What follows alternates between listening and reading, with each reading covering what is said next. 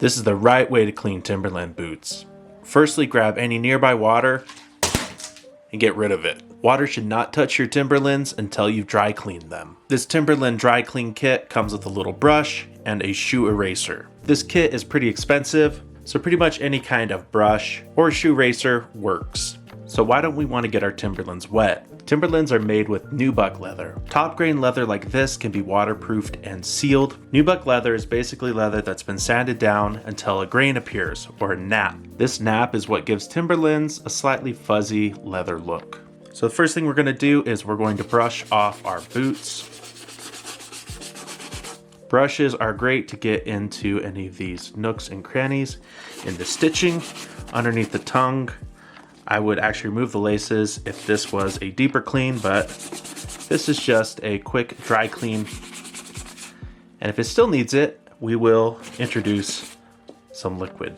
Now I do see some problem areas that might not be fixed by the eraser, but we'll address those as we get to them. All right, after the brush, I like to wipe it down with a dry microfiber towel. Any kind of towel works for this. Now we're gonna grab our shoe eraser and we're gonna work on some of these spots. Already starting to get some of this off of the surface of our leather.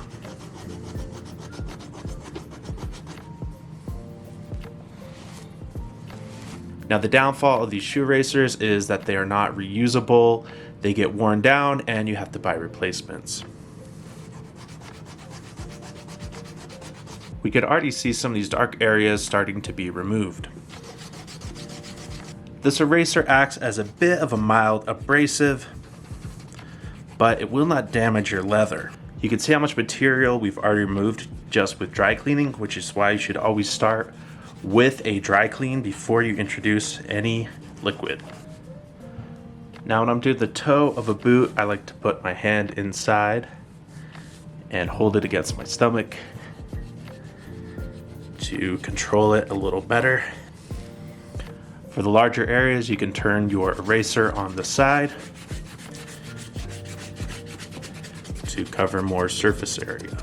The eraser wasn't able to remove this spot, which makes me think that this is some oil that has penetrated the top level of the leather and will need more of a deep cleaning. But for general maintenance and keeping your Timberlands looking fresh, this is really all you need to do. Another reason not to wet your Nubuck boots is because after getting wet, they will need to dry for up to 24 hours, ideally overnight, before you can continue to condition them.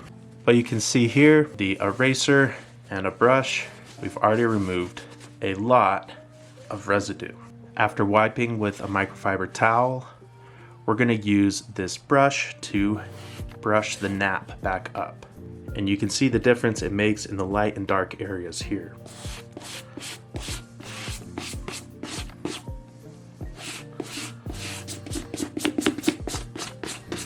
Now we could do a quick before and after with just a dry cleaning.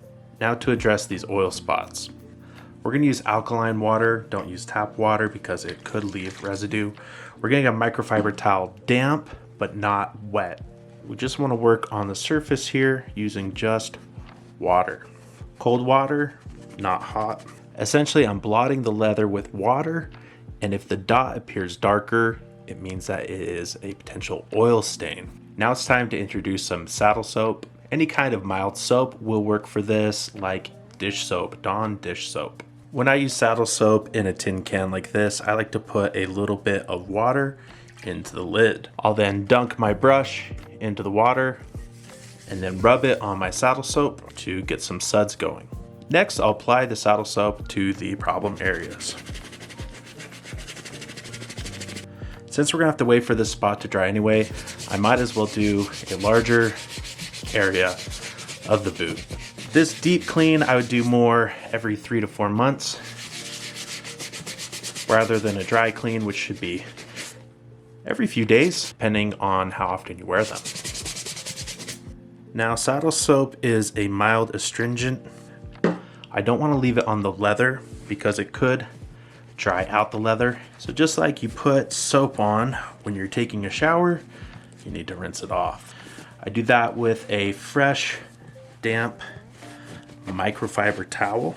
Then we're going to allow this to dry overnight. To accelerate the drying process, you can leave these close to a fireplace, next to a window in indirect sunlight, but never use a blow dryer, never put them in direct sun because that will dry the leather too quickly and could lead to cracking. Okay, we've let the boots dry overnight. You can tell that they are a little bit darker, and that's because the nap has been matted down. If we take our brush and brush against the nap,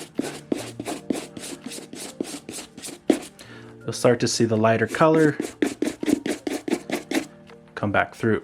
Now it seems like this upper portion is still just a tiny bit damp, so I'm going to let it dry for just a few more hours before I complete this clean and condition. In my next video, I'm going to condition these boots with every single conditioner that I could find on Google when I typed in best conditioners for Timberland boots. Please consider subscribing if you haven't already, and I'll see you in the next video.